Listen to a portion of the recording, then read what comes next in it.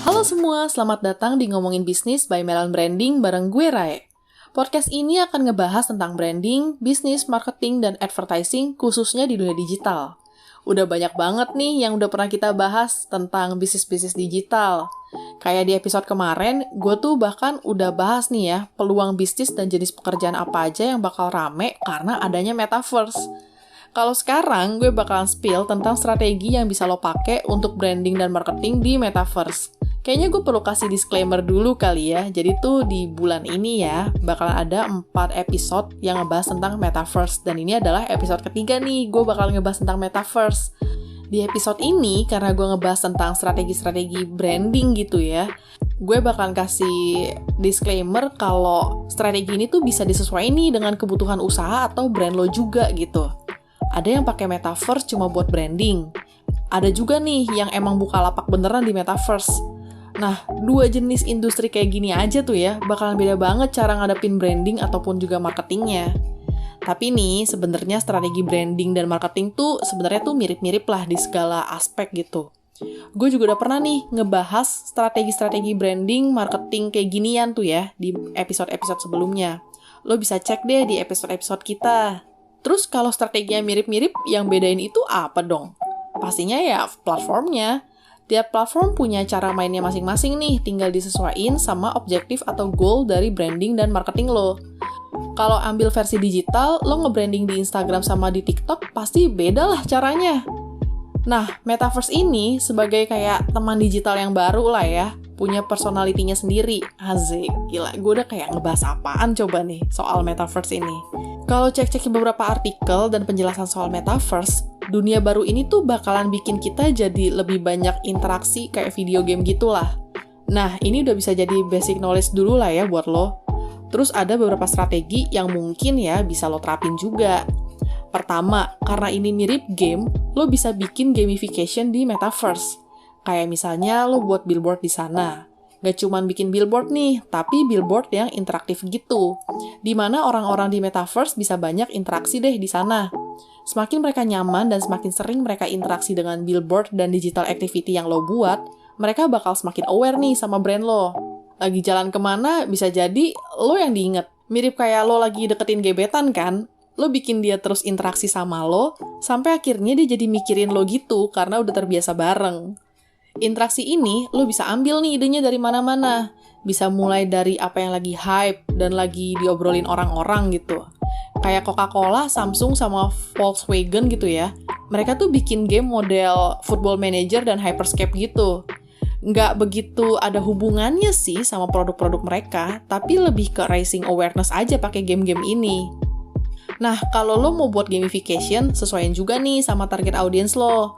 Lo bisa cek nih irisan dari target audience lo sama siapa aja yang ada di metaverse. Kedua, lo juga bisa bikin mix marketing supaya strategi marketing lo tuh relate lah satu sama lain antara dunia digital sama dunia nyata. Contohnya, lo lagi bikin promo nih dengan menangin game yang lo buat di metaverse. Nah, hadiah ini bisa mereka redeem di dunia nyata. Begitu juga sebaliknya.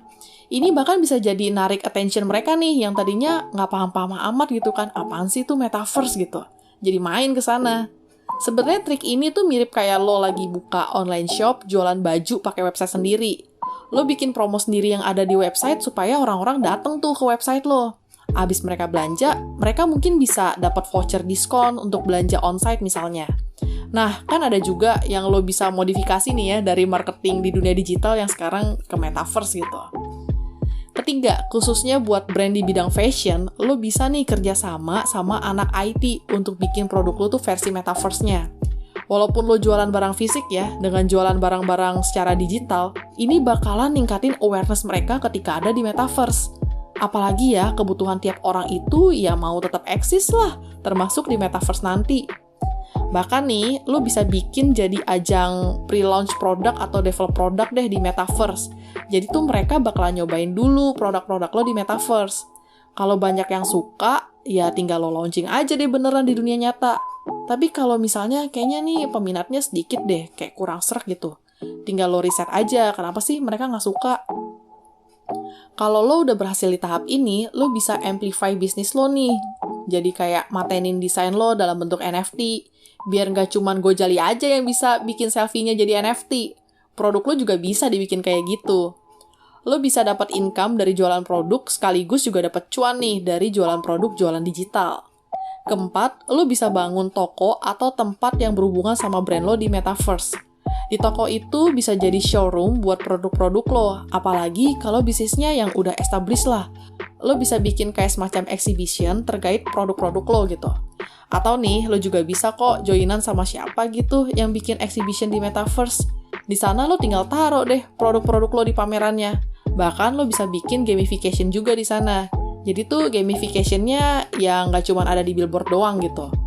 Kelima, lo banyak-banyakin deh collab, mungkin sama beberapa artis atau desainer dunia virtual gitu. Kan mereka nantinya bakalan eksis tuh di sana. Tinggal lo support lah gitu beberapa kebutuhan mereka, sambil lo pasang beberapa placement iklan gitu. Contoh, kalau ada artis lagi konser, lo bisa nih kerjasama untuk taruh spanduk atau bikin stage khusus punya dia gitu. Tinggal lo brandingin aja tuh spanduk atau stage-nya itu pakai brand lo. Ya mirip-mirip lah kayak lo ngasih sponsorship atau partnership dengan berbagai festival musik atau event-event offline yang mendatangkan keramaian gitu. Bedanya ya ini tuh di Metaverse. Lo juga bisa kolaborasi sama anak IT yang bisa ngedesain beberapa benda virtual tuh juga di Metaverse gitu. Nah, ntar kalian berdua tinggal bikin perjanjian deh untuk bisa sama-sama naikin satu sama lain nih, naikin nama. Simbiosis mutualisme kan jadinya. Ya, mirip-mirip lah dengan beberapa kolaborasi brand dengan artis yang sekarang gitu yang ada. Bedanya kali ini ya mungkin kita bisa bilangnya digital artist kali ya.